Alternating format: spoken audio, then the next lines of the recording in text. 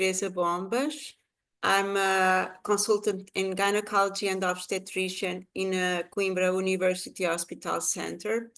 I'm now the president of European Society of Contraception, and in behalf of European Society of Contraception, welcome to everyone to this webinar on postpartum contraception.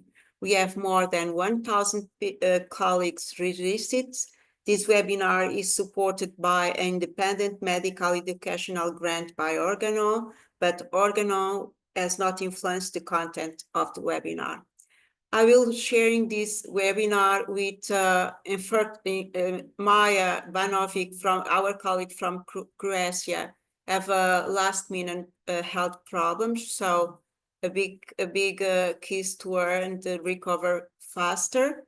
So I will do the opening of this webinar alone, and during the questions and the answer, me and or the colleagues that are speakers will try to answer to the questions that the attendees will put in the chat. Just a few words about the European Society of Contraception. Everyone can enjoy, not only gynecologists, but family doctors, nurses can enjoy the society.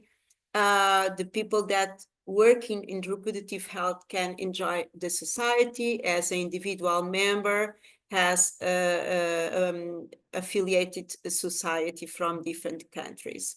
How to apply? You can apply directly in the website. The people that are member of the society have access to European Journal of Contraception and Reproductive Health online. They receive regular newspaper. They have a free access to these webinars, and they have reduced Congress events registration free. So everyone are welcome, and this is a very active group, and I'm very glad that I'm sharing now I'm the president of this society. The mission of our society is mainly a European, start to be European, but now we are much more global because the world is like that, and is a leading professional society working in Europe mainly, as I said before, and behind to champion evidence-based educational and research in sexual and reproductive health and rights. This is very important.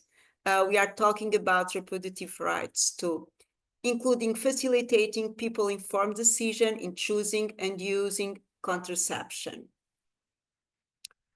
Practical things about this webinar: you can activate the Q&A button, you can put your answers, your questions there, and in the end of the webinar, we'll try to answer all the questions, and if you don't have time for that, we will answer these questions in the website later. And this will be webinar will be recorded, and on Monday you can have the webinar records in the website of European Society of Contraception in the social media. So I will ask to the first speaker, Cristian Furau. Cristian is coming from Romania. Is a full professor of gynecology and obstetrician in Western University Vasil Galdis of Furau in Romania. Is head of pathophysiology department of operating theater department at Emergency Clinical County Hospital of Furau. Is board member of Romania at ESC, and is member of executive committee. And one important duty of Cristian is to coordinate the Romanian guidelines of contraception. Cristian will talk about overview of postpartum contraception. Welcome, Cristian. It's your time now. Thank you very much, Teresa. I hope that you can see my slides, and Yes. Thank you very much for the nice introduction, and also for the opportunity to participate at this webinar and introduce such a challenging topic, the postpartum contraception. I have no conflict of interest for this presentation. My task of introducing this topic and creating the proper setting for my colleagues is even more challenging due to the fact of different national and professional individuals' approaches of this matter. I briefly show you the 2025 Contraception Policy Atlas for Europe, just to have in mind how different our realities are, although working for the same common goal to provide the proper medical service needed by our population. The postpartum period has been traditionally neglected and underestimated by both healthcare professionals and governmental policies as well. Therefore, I believe that for having a proper overview, we need to start from understanding the specifics of the postpartum period. Also, stressing out counseling is essential, and this should be continued by offering a proper method. In the end, probably the take-home message is what we can own. We can start in our own settings even from tomorrow. Postpartum family planning or contraception is a key life-saving intervention for both mothers and their children and help them achieving the desired family size. Yet, this service is not received or properly implemented in many settings, although it represents one of the greatest unmet needs worldwide. The importance and rationale of today's topic are obvious. Proper family planning can reduce both maternal and child mortality and morbidity. But although more than 20 years ago, 95% of women would have liked to avoid a new pregnancy in the next year following the childbirth, 70% of them would not have received this help or the means to achieve it by proper contraception. Unfortunately, little has changed regarding this since then, especially in low and mid-income countries. Moreover, although we know that maternal mortality risks are increasing with every child delivered, and that many women and couples would like to prevent future pregnancies when achieving the desired family size, little is done in these settings. While reproductive health and access to contraception are now properly perceived as basic human rights, still, the immediate postpartum period is not used to act properly for reducing the unplanned pregnancies, and things are postponed for a later checkup visit that usually is not attended by women, especially the one in vulnerable groups. Traditionally, women are discharged after delivery with a recommendation for not restarting their sex life in the next 6 weeks to follow, to breastfeed for at least 6 months, and to book an appointment for a routine checkup about 1-2 months after delivery. In reality, half of these women will have already resumed their sexual life by 6 weeks after childbirth. A part of them would have had ovulation in this period, while a much lower proportion of women than expected would be exclusively breastfeeding 2 months upon delivery. Therefore, the chances of obtaining a pregnancy shortly after childbirth is much higher than expected. If we focus on teenage mother, the figures are even worse, as more than half of them would not use any contraception upon delivery in the next 6 months or a year, and 25% are prone to become pregnant again within 1 year. And their life cycles and their children will be furthermore affected by this, by the lack of proper education and increasing poverty. Looking over the data from low and middle income countries, especially from Asia and Africa, we observe the contraception use is lower and is not represented by modern methods in these settings, although spacing pregnancies is a desire for most of these women. The same systematic review identified a series of individual barriers for not using contraception in postpartum, like fear of side effects, religious and cultural factors that limit acceptability, as well as healthcare system barriers, such as inconsistent supply, cost, poor accessibility to information, and the lack of proper knowledge and training of parts of the medical staff.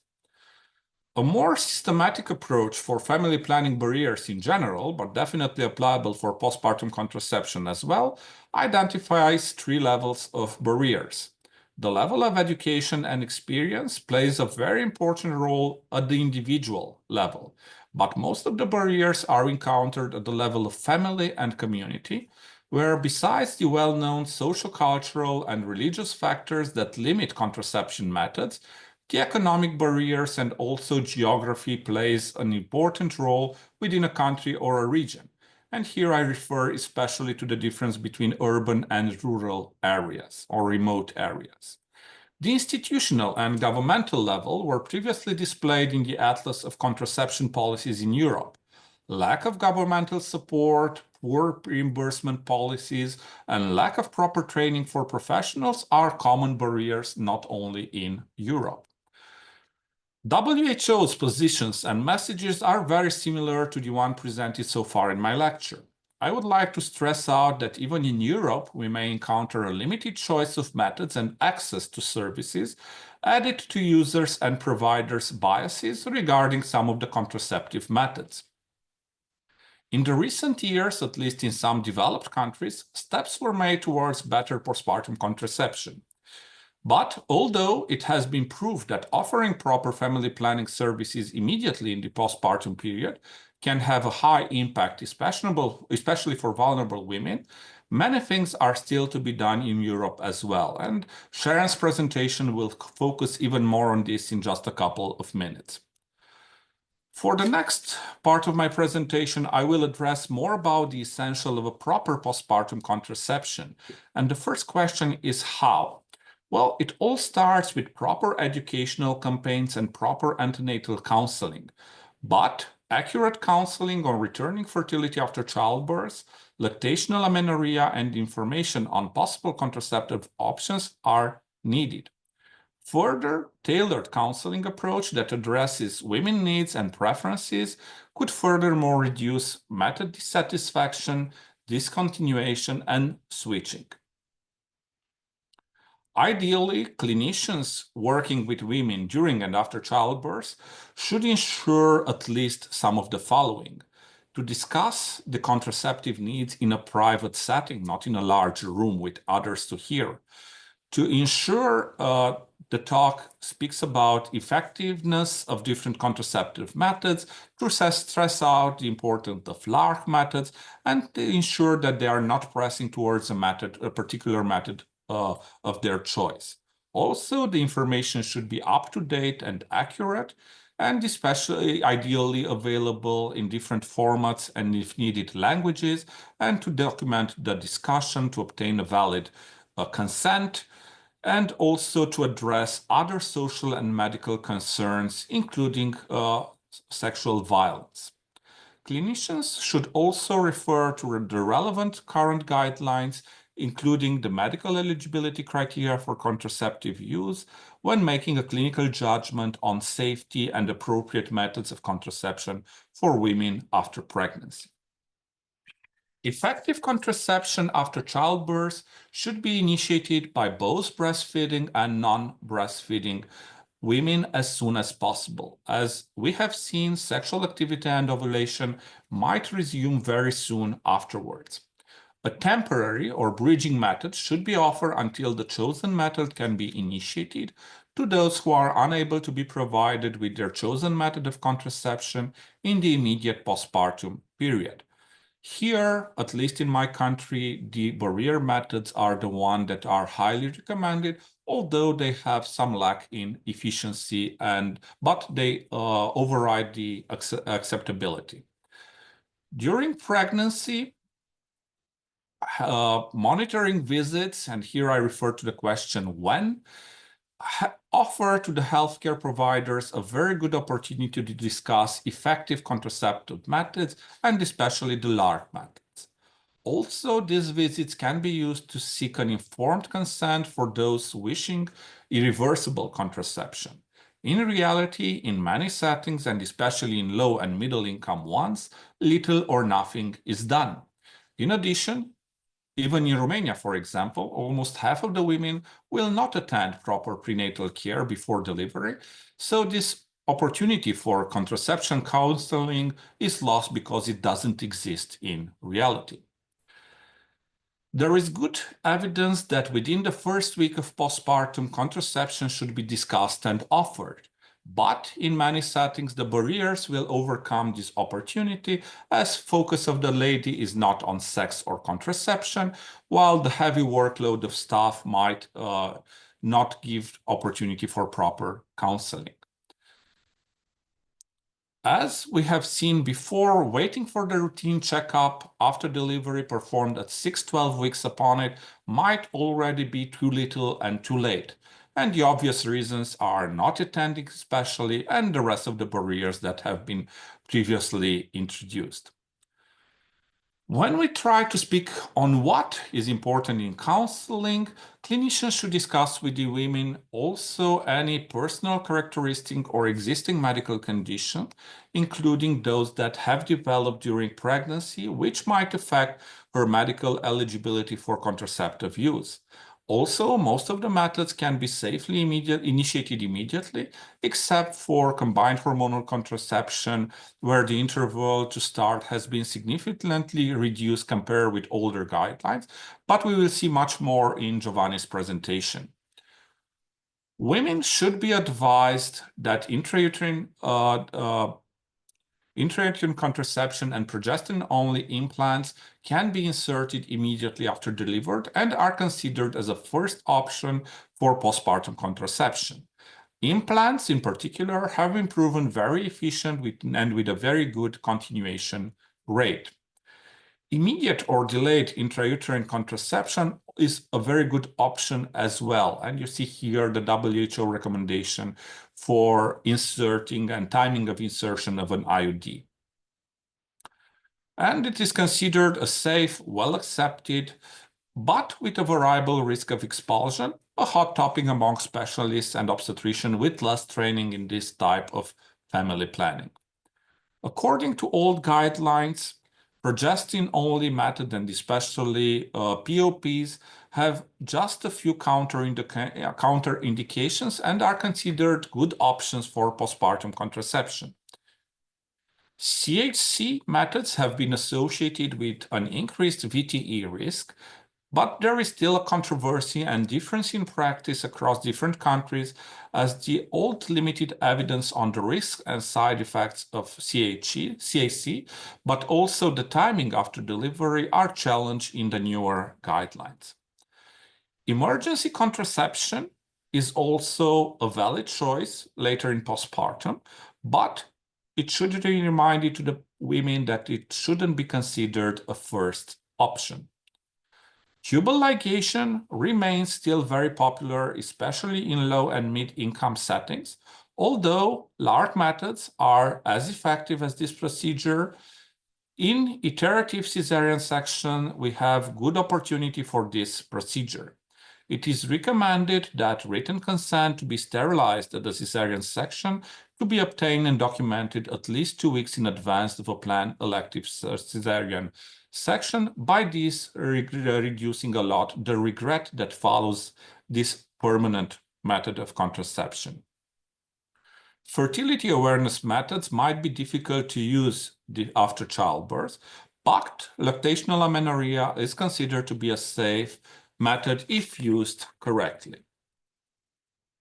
Patient leaflets or short information like the new Scottish one for the postpartum contraception are easy to use and might help women to choose objectively a suitable method of contraception. Also, application like WHO's one might be helpful for both women and healthcare professionals. Summarizing my talk, lack of knowledge and barriers need proper action, especially in low and mid-income countries, and here education is the most important one, and we must face up the realities properly. As fertility is returning soon after delivery, many women do not attend the follow-up visit where contraceptive counseling is usually given. I stress out that contraceptive counseling is of paramount importance, and you have seen why. Also, immediate initiation of LAR in postpartum is safe, acceptable, and have the potential to reduce unwanted pregnancies and short inter-pregnancy intervals. Also, investing in family planning and reproductive health always pays dividends. It is the proper way towards sustainable future for women and their families and their communities. Last but not least, the postpartum period is probably the best example that any method is better than no method, but if possible, we should use the adequate ones. So thank you very much for your attention. Thank you, Cristian, for this wonderful presentation. The questions you can put on chat and we will answer in the end of the 3 lectures. Now I will present Sharon. Sharon Camera is consultant in gynecology and professor at University of Edinburgh, a fellow of the Royal College of Obstetrician and Gynecology and a fellow of the Faculty of Sexual and Reproductive Health. She is an expert in different international groups, including the WHO, in the group of family planning. She is member of the Executive Committee of European Society of Contraception, and she is editor-in-chief of medical journal of Sexual and Reproductive Health. Sharon have a last minute problem. She sent us a pre-record of their lecture. She will talk about postpartum contraception provision across Europe. But of course, if you have questions about this presentation, you can put on chat, and all of us will try to answer.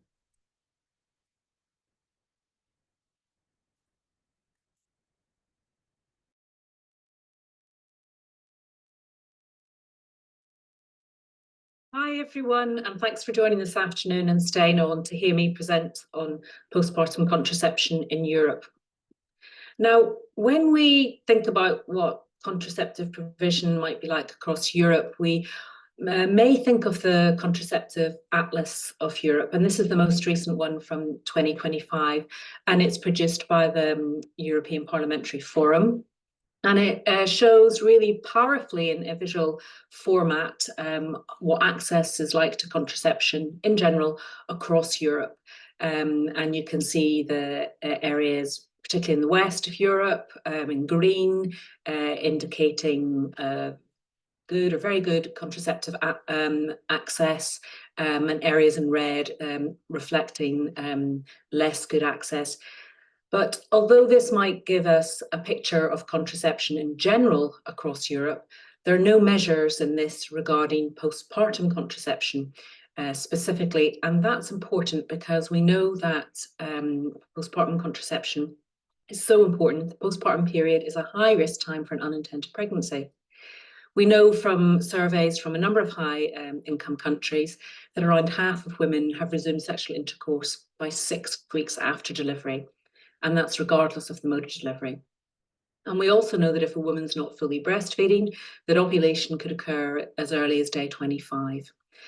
Now, although women can rely on exclusive breastfeeding, lactational amenorrhea for contraception, actually the breastfeeding rates vary quite considerably across Europe. They're particularly low in Scotland, where I'm based, at just 28% of women exclusively breastfeeding at 6 weeks, but much higher in other parts of Europe, so 50 or 60% will be exclusively breastfeeding, according to statistics from Italy and Sweden.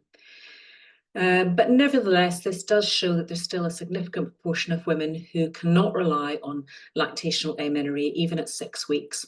And 6 weeks is an important time because that may well be when women may have an appointment with their general practitioner or gynecologist for a postnatal check.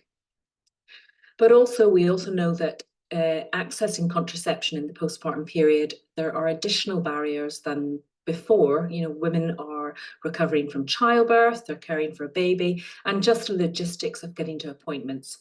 So waiting for 6 weeks at a postnatal visit to start a method of contraception for many women might be too late.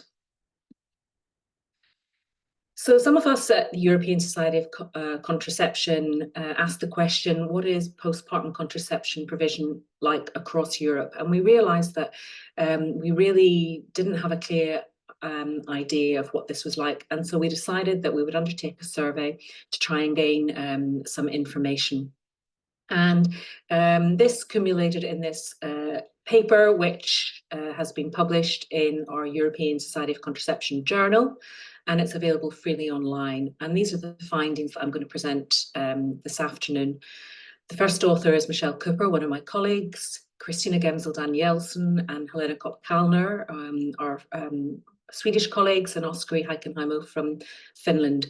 But we have to say a huge thank you to all of you who have completed the survey and provided the data on which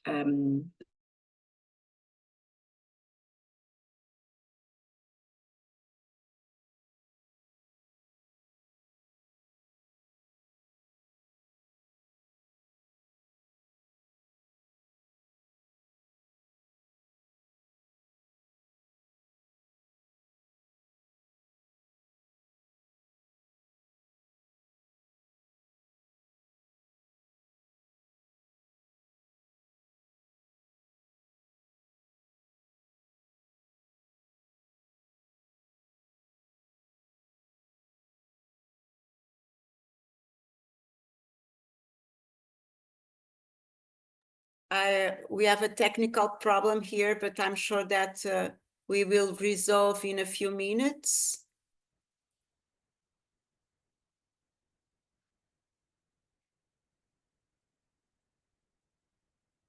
Maybe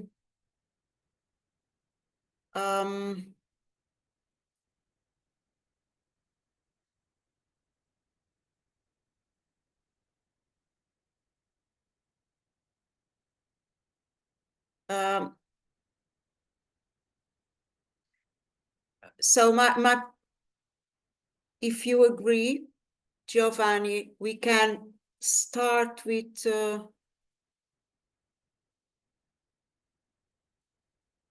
Giovanni, you are able to start, and yes, I can start, and then we can come back with Sharon presentation if you want. So Professor Giovanni is coming from Italy.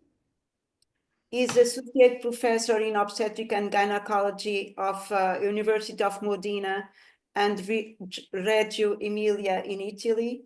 Is editor-chief of the European Society Journal of Contraception and Reproductive Healthcare since 2022. Is chief of the Preventive and Hereditary Gynecology Oncology Clinic in the University Hospital of Modena in Italy. And in 2025, is the winner of the Hungarian Dick Falusi Young Scientist Award for his contribution in researching in human health. So Professor Giovanni will present the recommendation of our society regarding the postpartum contraception, and these recommendations are related with the study that Sharon will done, and we will come to this study in the end of Professor Giovanni presentation. So Giovanni, thank you for that, and it's your time now. Thank you, Teresa, and thank you, the European Society of Contraception and Reproductive Health, for organizing this very interesting webinar about this very important and update topic. So the main topic will be practical, about what we can do in postpartum contraception, and I will try to introduce you the new European Society Contraception and Reproductive Health recommendation about this topic, that it's very important. These are my conflicts of interest, but nothing related to the content of this presentation. The content of this presentation are completely independent on the my conflict interest. So this is the first recommendation that I want to show you. that is shared by our board that is working on this recommendation. So the first message is that contraceptive counseling, as Cristian told us, must be initiated during pregnancy. So it's a very important point. So we have to start talking about contraception in the last trimester of the pregnancy and continuing throughout the postpartum period. And the early antenatal counseling ensures timely provision of comprehensive information about contraceptive options and empowers women to plan the number of children they wish to have and the optimal spacing between them. This is a very important point, the spacing between pregnancies. And you know that as European society, we have reached this agreement that the most correct interpregnancy interval in our modern world should be not less of 12 months, so 1 year between childbirth and conceiving again, because this time lapse is associated with, if this time lapse is not respected, it is associated with an increased risk of preterm birth, low birth weight, and small for gestational age. So this is a second message that I want to show you. So we have to counsel our women to wait for 12 months before a new pregnancy. And this is clearly demonstrated in many trials that were published many years ago.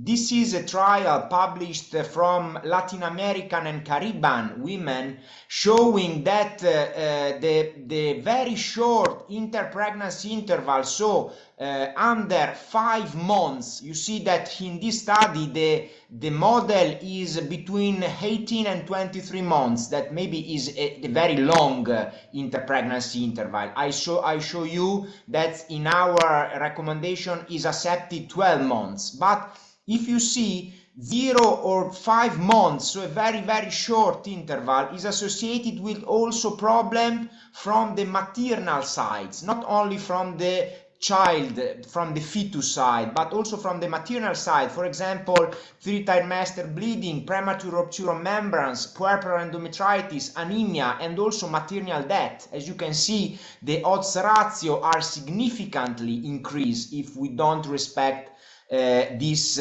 almost more than 6 months. So 6 months is very, very, very low interpregnancy interval. And so I told you that maybe the right message that has to pass to our women is around 12 months, because this study published from Israel data, so from another part of the world, clearly said that from a fetal point of view, if we wait again lower than 5 months from a pregnancy to another one, as you can see, the risk of many fetal problems can increase. For example, preterm delivery, very preterm delivery, small for gestational age, very small for gestational age, early neonatal death. So this is clearly data that we have to have in mind. So we think as the European society that 12 months is the correct time lapse to counsel our women,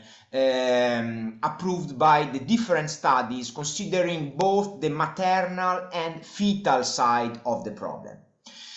And another very good point that has been touched by Cristian is that contraception after partum is important in both breastfeeding and not breastfeeding women. So we have to cover all women, not only not breastfeeding women. So also breastfeeding women deserve a specific counseling about a possible hormonal contraceptive use. So the opposite figures, the opposite side of the coin, breastfeeding women and non-breastfeeding women, that are completely different women. And also I have to say that we have completely different figure about this topic around Europe, because for example, we have seen data from Sharon Cameron in Scotland showing us that only 25% of women are lactating, In Italy, we have a higher rate of lactating women because these are official data from my region, Emilia-Romagna, in the north of Italy. As you can see, the rate of lactating women is increasing in the last years, and you see that completely and not but complementary lactating women are around 80% at 3 months, but are still high at 5 months, 75%. So 3 out of 4 women are lactating. So in my scenario, in my clinic, I see many more lactating women than not lactating women. So this is a very important topic that obviously influence what I'm talking about. And the real concept that we have to take in mind, because also today I'm touching also the discrepancies that we have in this environment. And one of the most important topics that I have to touch is the weight of estrogens during the puerperium, during the postpartum period. Because you know that estrogens can have 2 different effects. One, on the milk effects, so on the quantity and the quality of milk. The second effect of estrogens, and it's a very important effect, is the VT risk, so the increase in the risk of thrombosis. So these are 2 aspects that I will touch today in my presentation. And the first important message that I want to show you is that estrogens are not influencing so much breastfeeding. This is a very important. This is a systematic review published in Contraception almost 10 years ago that clearly demonstrates that all the evidence are inconsistent about the impact of combined hormonal contraception on breastfeeding's duration and success. We have a lot of conflicting results on whether early initiation of COC affect infant outcomes, but generally found no negative impacts on infant outcomes with later initiation of COC. So in general, the body of evidence are based on very old study. This is a very important problem. So we have a lot of study published in 80s, in 70s. So maybe also we need new updated trial about this issue. But in general, the data are inconsistent about a possible negative effect of estrogens on milk. The big problem is the thrombosis. So estrogens, you know very well that puerperium is the highest risk situation for women regarding thrombosis, because in particular in peripartum women live in hypercoagulability state.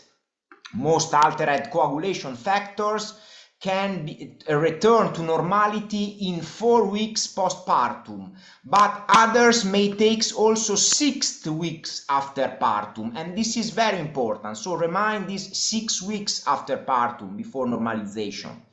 And you know very well that the risk for thrombosis in the puerperium is around 22 to 84-fold increase in comparison to non-pregnant women. And also the crude ratio of thrombosis is up to, we will see, 100 in 10,000 women here. So it's very high rate of VTE risk. So this is a very important. And you know that when we have also other risk factors that we will show you later, so regarding, for example, delivery complications, cesarean delivery, anemia, infection, preeclampsia, transfusion, obesity, obviously the risk increase more. And more also if we have congenital thrombophilia, or if the woman has a previous VT, so it is a personal history of VT. So this is a very important topic, but you know that women with personal thrombophilia or with a previous VT normally use heparin during this period, considering their very high risk of VT.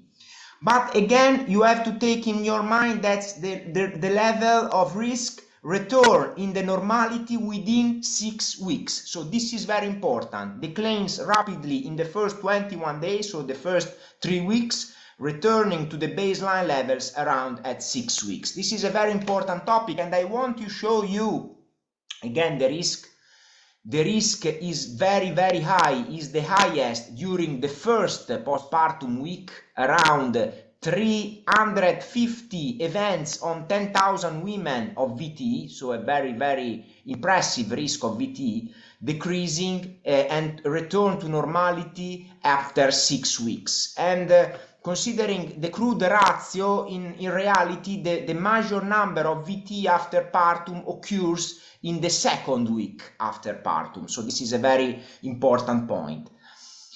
But, you know, I remember you, 350 cases of VTE in 10,000 women here during the first postpartum week. What is the risk of VTE during combined hormonal contraceptive use, not during the puerperium? You know very well that this number is very, very low. It's 5.7 out of 10,000 women using combined oral contraceptive, using the most safe progestin that we have. So you consider the risk.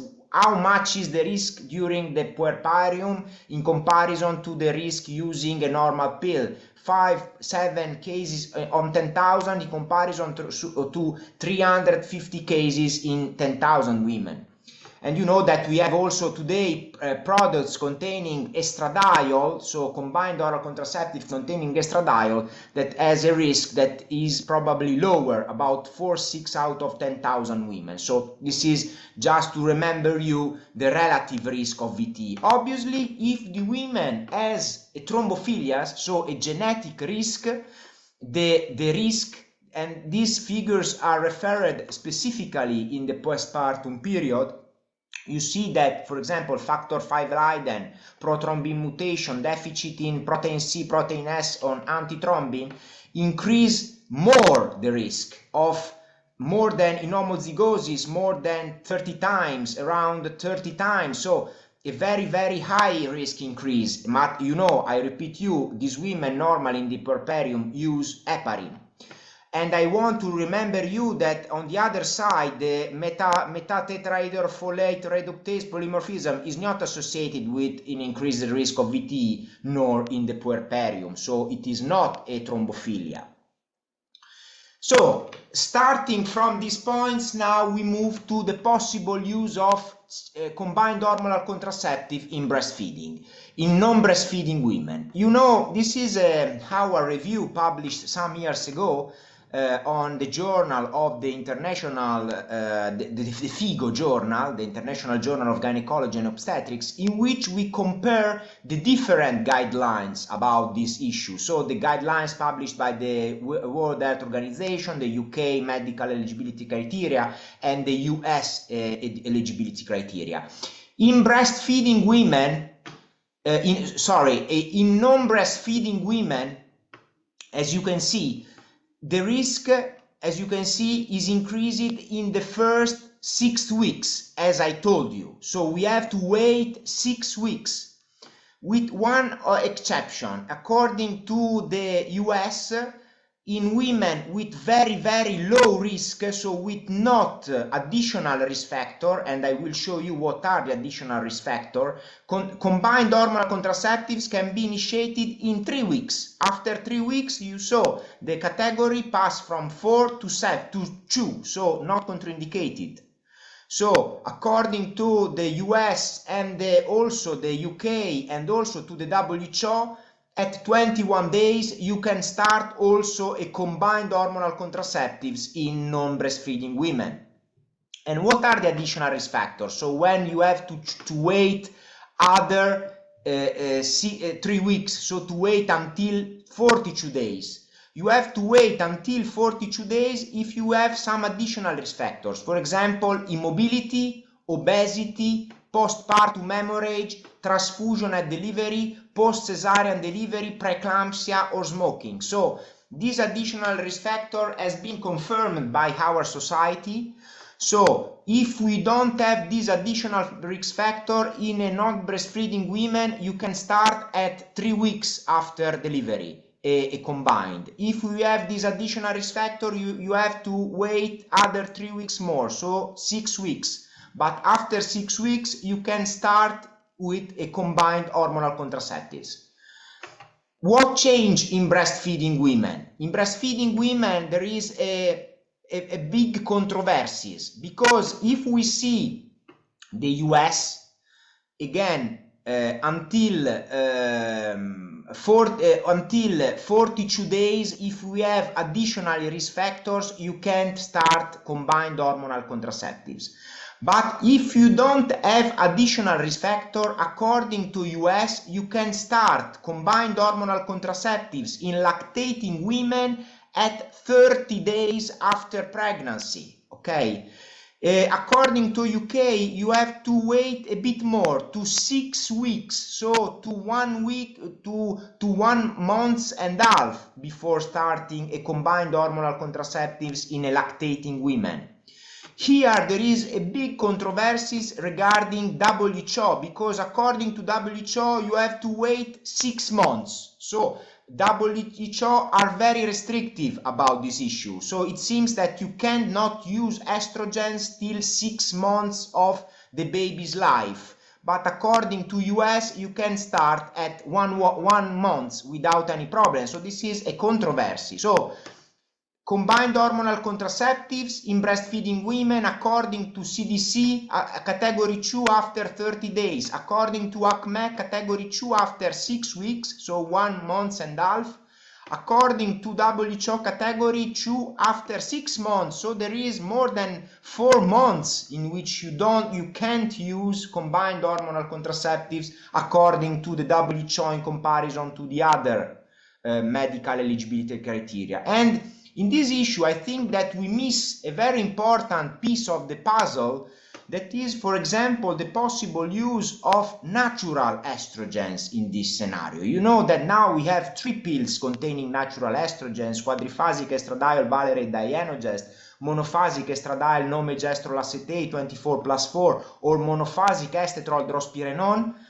But we don't have any published data about the possible use of these 3 pills in lactating women.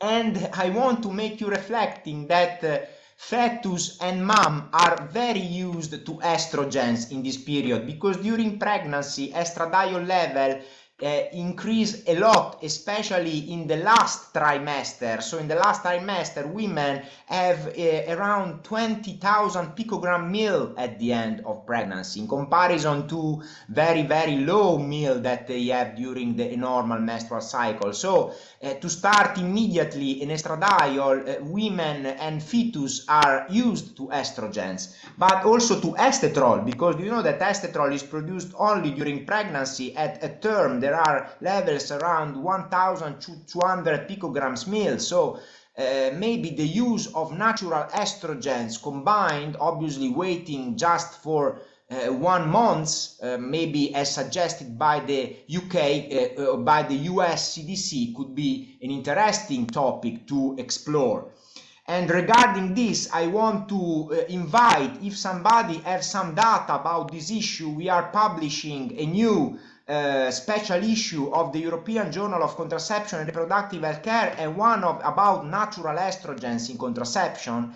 And one of the possible topic of this specific special issue is natural estrogens and breastfeeding. So if someone has some data about this topic, is very welcome to publish some data. Also because you know that the risk, and I want to touch you again with this topic, the risk of VTE during combined hormonal contraceptives containing natural estrogens is very, very low, and absolutely comparable to combined oral contraceptives containing etonogestrel, containing ethinyl estradiol plus levonorgestrel products. So considering the VTE risk, the estradiol, the natural estradiol based combined hormonal contraceptives are at the low level risk.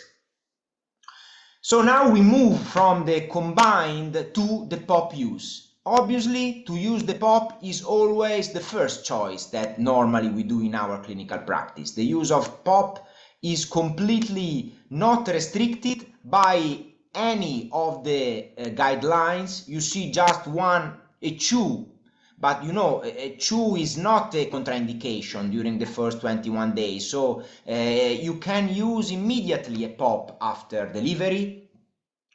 And also there are many studies showing no effect of POP on breast milk, and this is confirmed by this systematic review, again published on contraception, that's clearly state that the preponderance of evidence fails to demonstrate adverse breastfeeding outcomes or negative health outcomes in infants in users of progestin-only contraceptives. So progestin-only contraceptives are sure safe on the milk.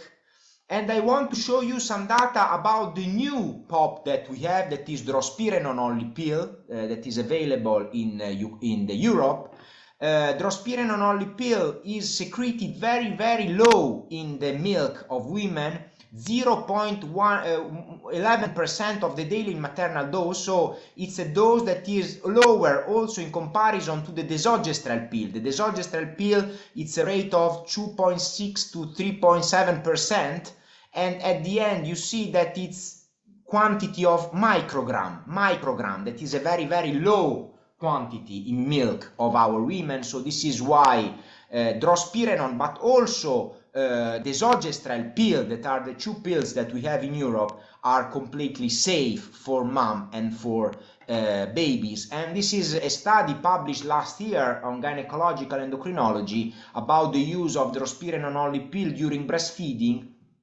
And again, it shows you no effect on the infant glow, and also a very good acceptability by the women. You see that more than 80% of the women says that the use of drospirenone-only pill in lactating during breastfeeding is satisfactory, especially older women. So older women, older than 35 years old, expressed their satisfaction with the use of this drospirenone-only pill.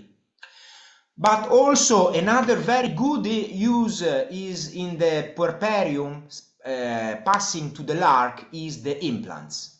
As for POP, the implants can be inserted immediately after partum. This is confirmed by all the guidelines that were published.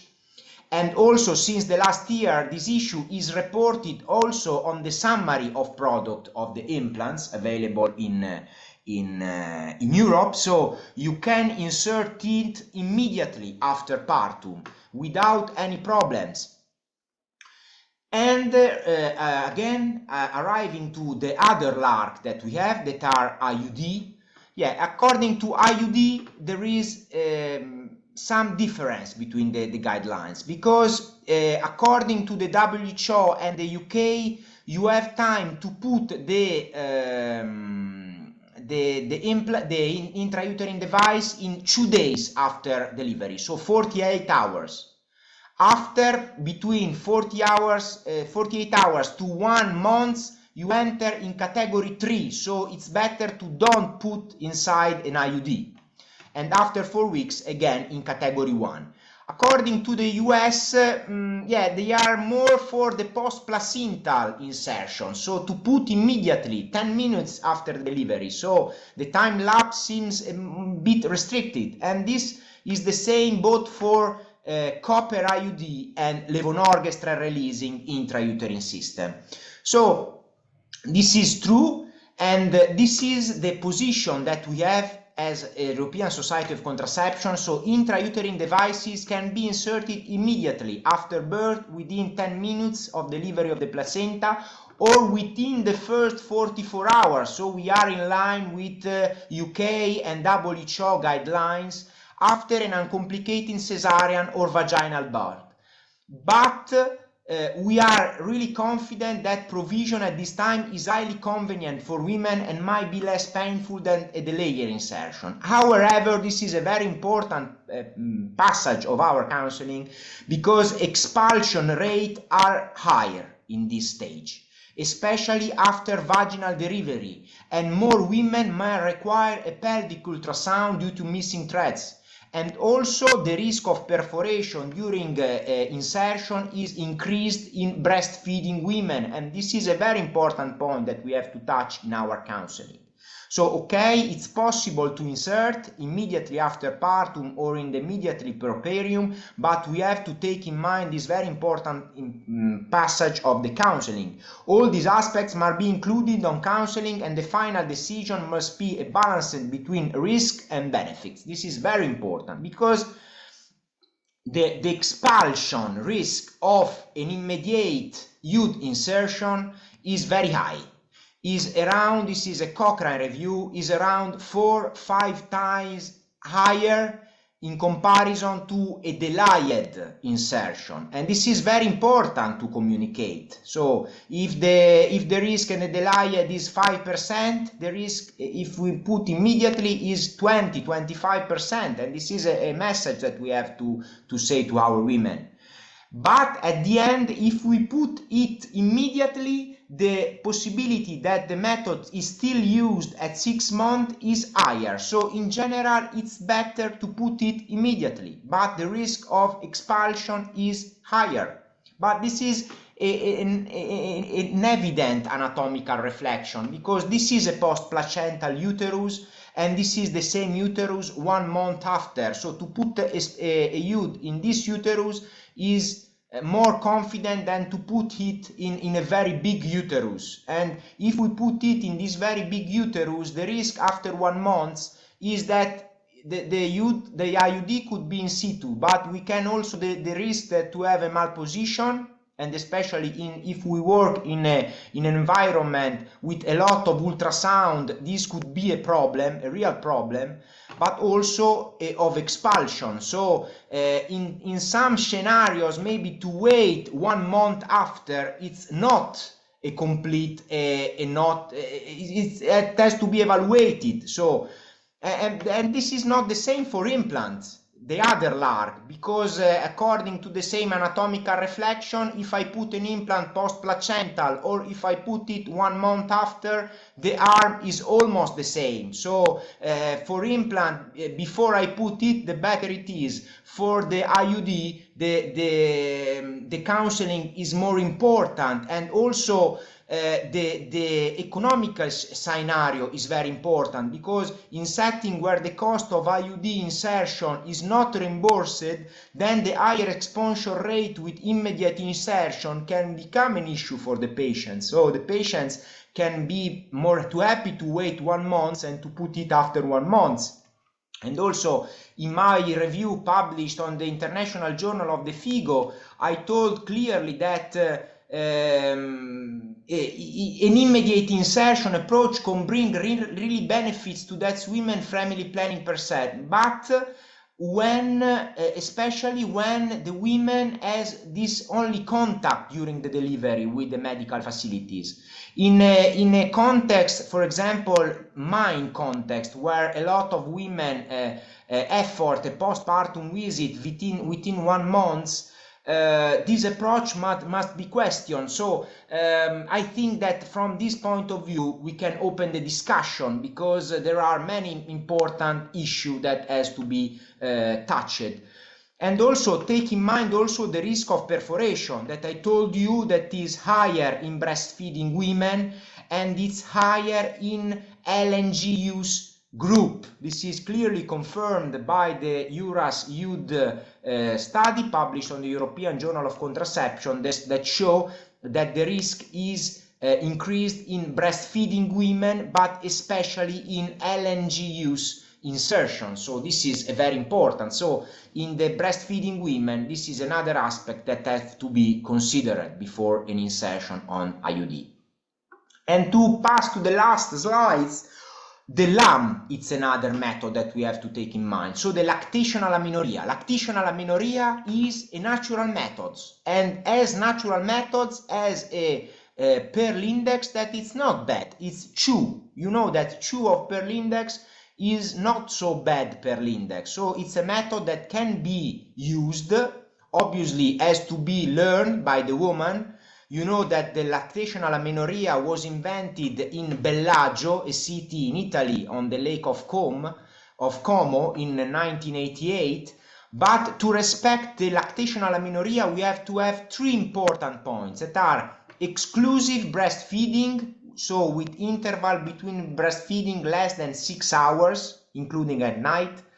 The women must be in amenorrhea. If the woman is menstruating, we cannot applicate lactational amenorrhea, and the baby has to be less than 6 months. If these three categories are respected, we can use this method as a reliable contraceptive method with a Pearl index of 2, that is an acceptable Pearl index. So I think that also in our modern world, in our evolutive world, we can consider to combine natural and modern method, proponing to our women lactational amenorrhea if the categories are respected for the 6 months after birth, and then to start a combined oral contraceptive or a LARC, IUD or implants according to the desire of the patient. So to combine natural and modern methods, I think that could be a proposable approach to postpartum contraception also in this modern world. And according to emergency contraception, again, this is the recommendation of the European Society. Emergency contraception can be used in the postpartum period, both levonorgestrel 1.5 milligrams, but also ulipristal acetate 30 milligrams. You have not choice to use it before 21 days after childbirth, just for one motivation, because before 21 days there is no possibility of ovulation, and you know that emergency contraception works avoiding ovulation, so no necessity to avoid ovulation before 21 days, but after you can use it, and you can use it also ulipristal acetate. Since many years ago it was written that you have to stop ulipristal acetate during you have to stop lactation 7 days during if you use ulipristal acetate. This is cancelled by the last position of the Faculty of Sexual and Reproductive Health Care, so no interruption of breastfeeding is necessary following a single dose of ulipristal acetate for emergency contraception, because the amounts of ulipristal acetate in the milk are negligible, again micrograms. So this is a very important point, because to stop lactation for 1 week, it was a very big problem for ulipristal acetate, so you can use it without any limitation. So to conclude my presentation, that has touched many practical points and many practical reflections that we have during postpartum, I think that as a board of the European Society, we are working a lot to produce clear European Society contraception and reproductive health care recommendation for postpartum contraception, to be published very soon and to be applied in our continent. And we are working on the discrepancies and different positions to find a shared agreement, for example, about estrogen's use, about youth placement, to reach a shared position. And I'm really convinced that postpartum as post-abortion contraception, that is a very important topic, is a crucial moment in reproductive life, so we have to work a lot about this. And in Italy we are working now a lot on post-abortion contraception, maybe not so a lot on postpartum contraception, so I think that the next step will be to work on this postpartum contraception with a goal to offer to our women the best customized contraceptive as early as possible, but at the ideal timing. Thank you very much. Thank you, Giovanni. Thank you, Giovanni. We have some questions that are coming on in the chat, but now we are in conditions to share again and to try again the lecture from Sharon, and we will start in the place when the internet went down, and it was in slide 4, so I think we are in conditions to continue with the Sharon presentation. Thank you, Giovanni.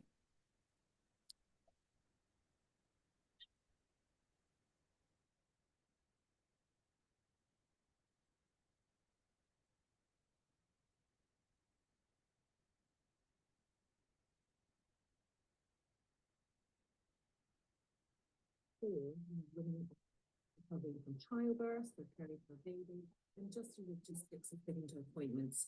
So waiting for 6 weeks at a postnatal visit to start a method of contraception for many women might be too late. So some of us at the European Society of Contraception asked the question, what is postpartum contraception provision like across Europe? And we realised that we really didn't have a clear idea of what this was like. And so we decided that we would undertake a survey to try and gain some information. And this culminated in this paper, which has been published in our European Society of Contraception journal, and it's available freely online. And these are the findings that I'm going to present this afternoon. The first author is Michelle Cooper, one of my colleagues, Christina Gemsel-Danielsen and Helena Kopp-Kalner, our Swedish colleagues, and Oskari Heikenheimo from Finland. But we have to say a huge thank you to all of you who have completed the survey and provided the data on which this paper is based. So essentially this was a survey, and it was an online survey that was completed by key contraceptive experts across Europe. And so using our networks of the European Society of Contraception and the European Board and College of Obstetrics and Gynecologists, we identified a key contraceptive expert in each country and sent them a personal invite with a link to our online survey explaining the purpose of the survey. If we didn't have a completed survey from them within a couple of weeks, we sent them a nice reminder and asked them if they felt that they weren't able to provide the answers in the survey, if they could recommend an alternative colleague, who we then approached. The survey was 10 questions, and they were simple fixed responses to questions, but there was also room for some free text. And the questions were framed around whether in their country there were national guidelines for postpartum contraception in existence, whether all women were routinely offered an antenatal contraceptive discussion, if contraceptive methods could be provided from the maternity hospital before the woman was discharged home, and if so, which methods. And we also asked the contraceptive experts to rate the quality of postpartum contraception, in their opinion, in their country. And we collected comments about what respondents felt were facilitators and barriers to contraception provision after birth from the maternity hospital. So this map shows in purple the countries that we sent invites to, and you can see in dark purple the countries where we had a response. So we had a 61% response overall, and the respondents were either senior obstetricians and gynecologists or sexual health specialists or midwives. And the survey was conducted between April 22 and January 23. So it did take a considerable length of time to get all the responses, and you can see also that this survey therefore was completed some 2 to 3 years ago now. So in response to the first question around if there are any national guidelines on postpartum contraception that exist in your country, for example, like this icon of a guideline from the Faculty of Sexual and Reproductive Health in the UK in the corner of the slide, you can see that less than half of the countries responded that they had indeed got guidelines on postpartum contraception. And in response to the question, do women have a discussion about contraception antenatally? And the options were, yes, this is always offered, no, or yes, it's offered, but not routinely, or unsure. And you can see that actually in less than half of countries was there an offer for an antenatal discussion, and it was not routine in all cases. When contraceptive counselling was offered in the countries, in general, this tended to be in the 3rd trimester. And indeed, there was just one country where this was offered routinely in the 2nd trimester. And when counselling was undertaken, the healthcare professionals that provided that were a mix of obstetricians, gynecologists, midwives, nurse practitioners, or general practitioners. So what about provision of postpartum contraception from hospitals before a woman's discharged home? So the options here were that no, that didn't happen in the country. It happened in some hospitals, it happened in all hospitals in the country, or the respondent was unsure. And you can see from the pie chart, the orange colour, that in around half of the European countries, contraception was not provided at all from maternity hospitals before discharge home. In the countries where contraception could be provided, were they able to provide the long-acting reversible methods of contraception? Well, of those countries where contraception could be provided, just over a third of them could provide an implant before the woman was discharged home. In a quarter, they could provide an intrauterine method if that was at a planned caesarean section. But only 14% of those providing contraception were able to provide an intrauterine device after vaginal delivery. Over half of them could provide the progestin-only pill. 39% of them provided female sterilisation. And in a quarter of the countries where contraception was provided, could they provide the progestin-only injectable. And then this question was perhaps very telling. It asked the respondent to rate, in their overall opinion, the quality of contraceptive provision in their country. And you can see from the bars that they tend to be weighted to the lower responses, with over half rating that postpartum contraception provision in their country was either poor or very poor. Now, there was also room for free text comments for respondents to provide comments around what they felt were the barriers and facilitators to providing postpartum contraception. And actually, although there was quite a bit of variability in provision of contraception across Europe, surprisingly, the barriers were remarkably similar across Europe, as were the facilitators. And by that I mean that lack of government support was a barrier, but in countries where governments had introduced supportive policies, that had been a huge facilitator to provision. Lack of training of maternity staff, obstetricians and midwives, difficulty with provision of IUD, was a barrier. Lack of guidelines was a barrier, but when guidelines were available, that was a facilitator. The cost of providing contraception was a barrier, but again, when countries were able to secure funding from governments to provide free contraception, that was a facilitator. And the importance of patient education and good contraceptive counselling were felt to be facilitators to provision. Now, this survey for the first time gave us a glimpse of the variation in provision of postpartum contraception across Europe, but it does have a number of limitations. It did rely on expert opinion in that country, a single expert's opinion. It was a simple survey, and surveys can give us the answer to the question we ask, but they don't tell us why. So, clearly we need further research into why methods may or may not be provided. And of course, we weren't able to get responses from all European countries. And of course, it was just a snapshot in time, and this was conducted in 2022, 2023. So it is some 2 to 3 years ago now that this was conducted. But nevertheless, we were able to conclude that there is significant variation in the provision of postpartum contraception across Europe. And actually, very few countries routinely offer women an antenatal discussion about contraception, and very few countries are able to offer the full range of contraceptive methods before a woman leaves the maternity service.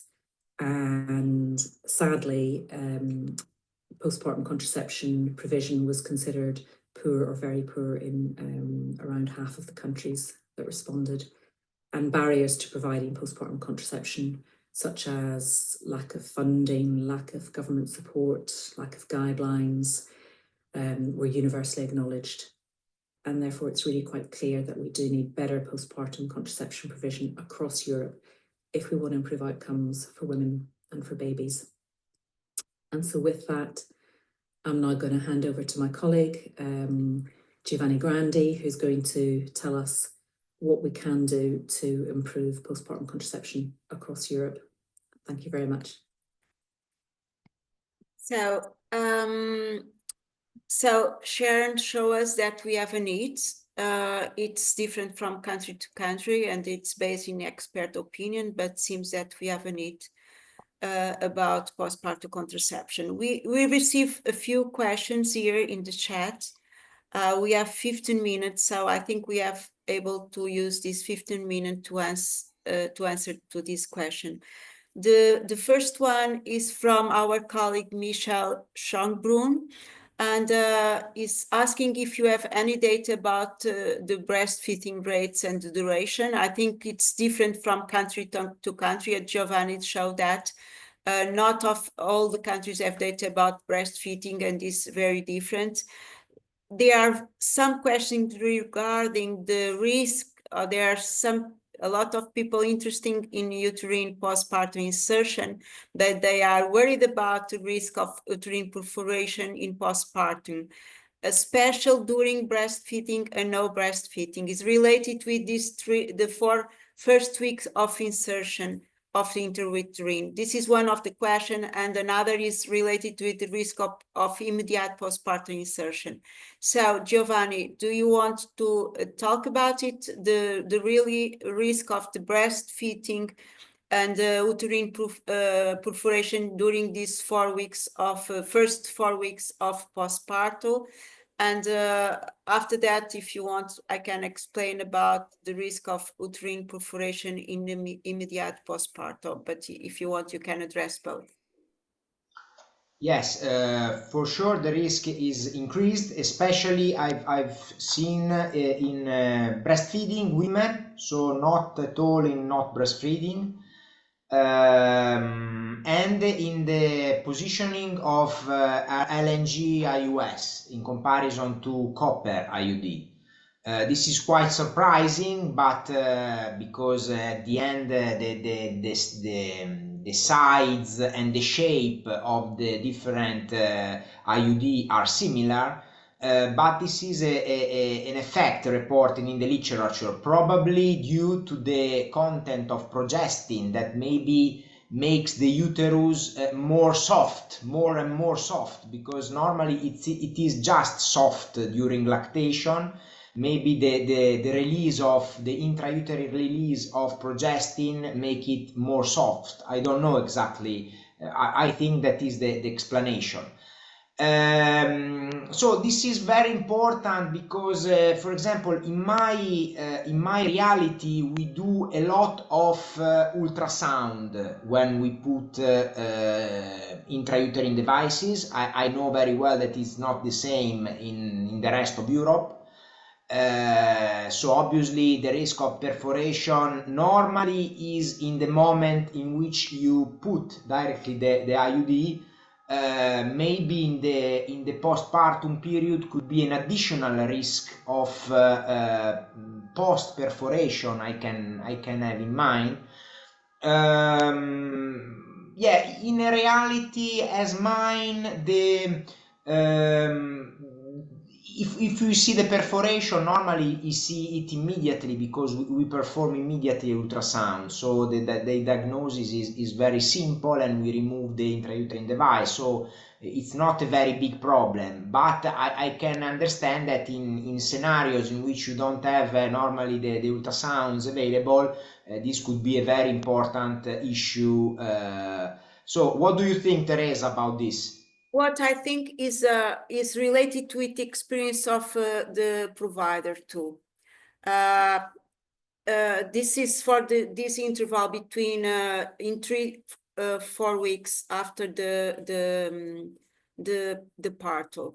But about the insertion in postpartum, I think it depends of the scenario.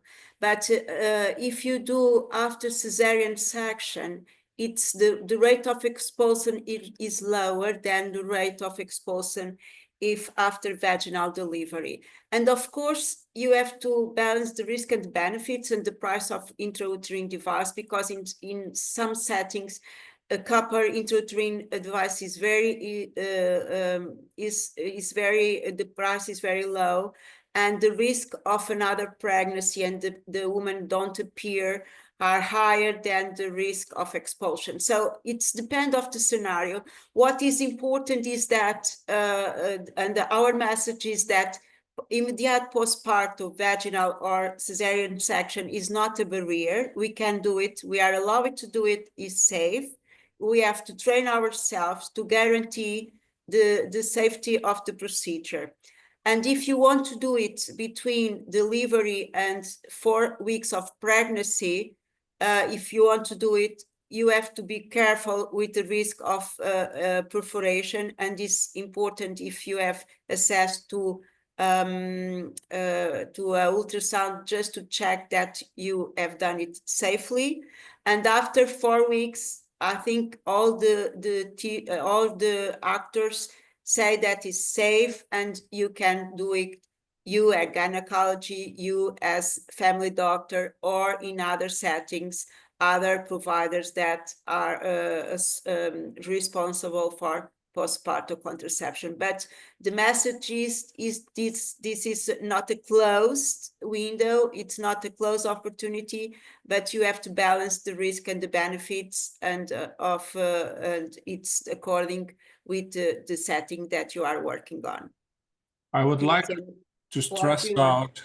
I would like to stress out that in a setting like ours, where we have a very high number of cesarean sections, and also we have quite a large part of our mothers that will not return for postpartum care and postpartum counseling on contraception, inserting an IUD during cesarean section after the placental removal is very safe and is very easy. I agree. I agree. So we do the ultrasound, and we managed to check for some of these ladies even afterwards, 1-2 months afterwards.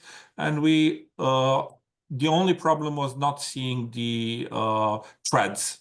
But otherwise, it was perfectly positioned and no migration, no perforation. So very good experience with this. It's my experience too. We have another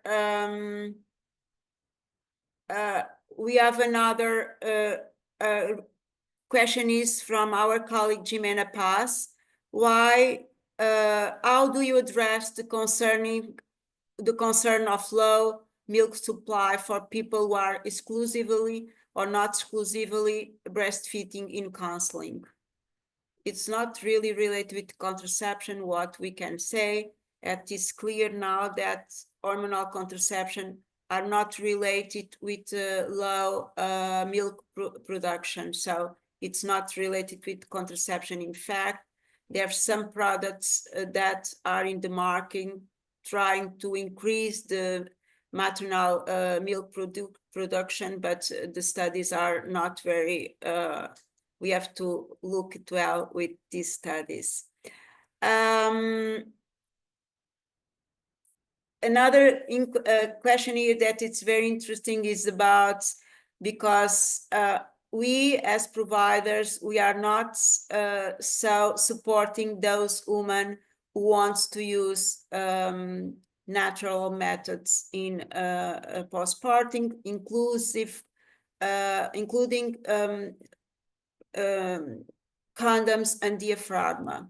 Why we as professionals are not so friendly with this kind of counseling. We have always this kind of questions, but I think the first reason is because the natural methods are not so effective than chemical methods, and we don't have health benefits with the natural methods. But of course, it's a question of choice, and if the woman wants to stay with the natural methods, it's up to to her, and we have just to give some backup with emergency contraception that is clear that is completely safe in postpartum period. And another question is regarding that is coming from our colleague Rodolfo Gomez, is that the best interval between pregnancy is the same for the best interval for abortion. I don't think it's the same, because there's no interval recommended for first trimester abortion. So we are we include the contraception if counseling in abortion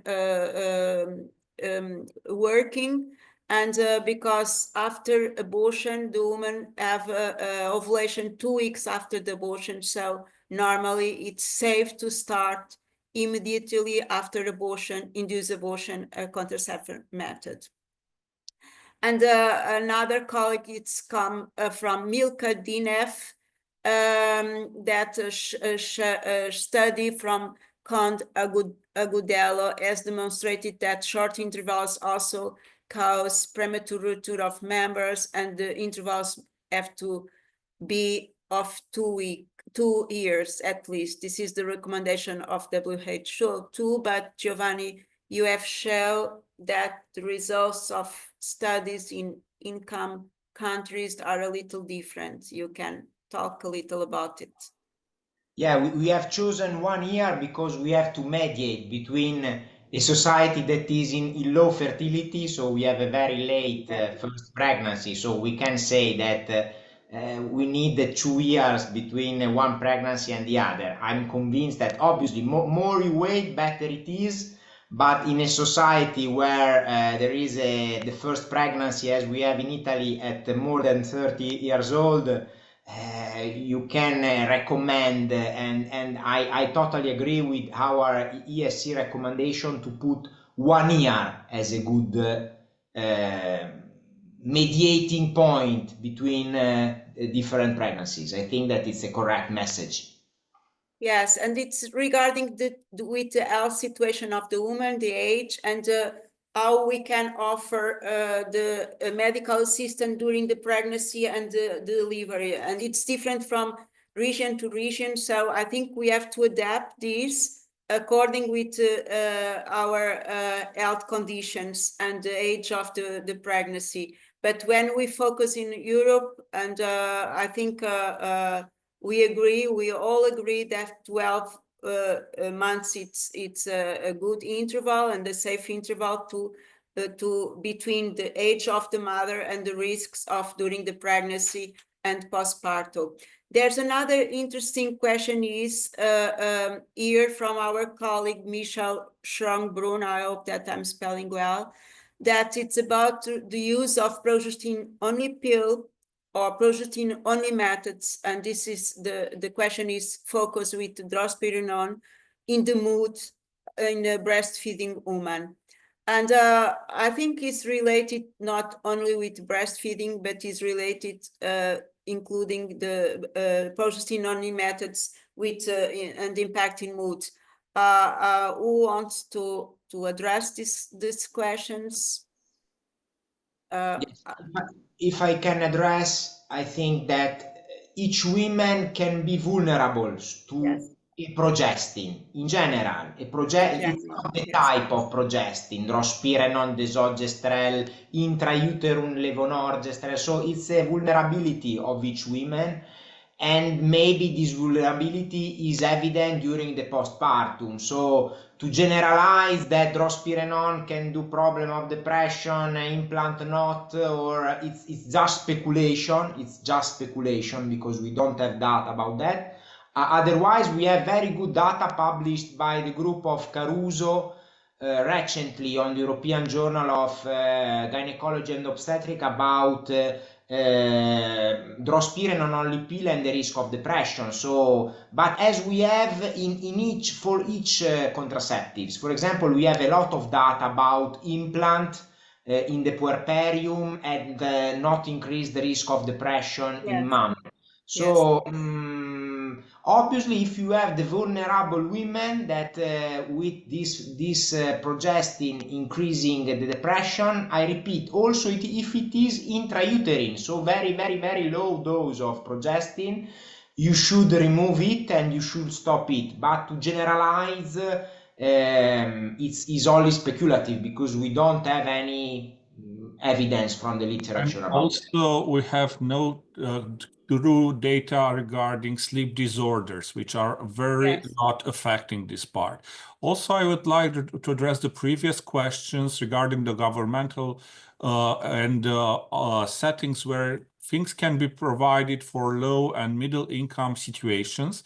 And what can be done? Well, you know, we should need governmental policies, national policies to assure free postpartum contraception, because especially LARC. So this has been said, and this has been proven to save lives, and to have an immediate IUD or immediate implant insertion in postpartum will definitely add more to benefits than to the costs for the system. So that would be the answer for the previous question. That was the long one, in short words. We are on time. I want to congratulate everyone, and thanks for sharing this time with us. We have a lot of questions. We will continue the answers in the website. For now, I want to finish this webinar saying that counseling is very important, including in a woman with mood problems, and counseling that must start in the last weeks of the pregnancy. And our recommendation will be, I think in 1 month, we will have ESC recommendation for postpartum contraception in the website, and maybe in 2 months publishing the Journal of European Society of Contraception. So thank you everyone for having spent your time with us. The number of people the colleagues that attend to this webinar show that the finding of the group of Sharon is true. There's a need for information about postpartum contraception. This is the reason why we work in this topic, and this is the reason why in the next ESC Congress we will have some sessions about postpartum contraception and post-abortion contraception, and hands-on training in postpartum contraception, including immediate intrauterine introduction of intrauterine device and system. So thank you everyone. Have a good end of the day. And I hope that the next seminar that will be related with sexual transmitted disease have the same attendance that we have in this webinar.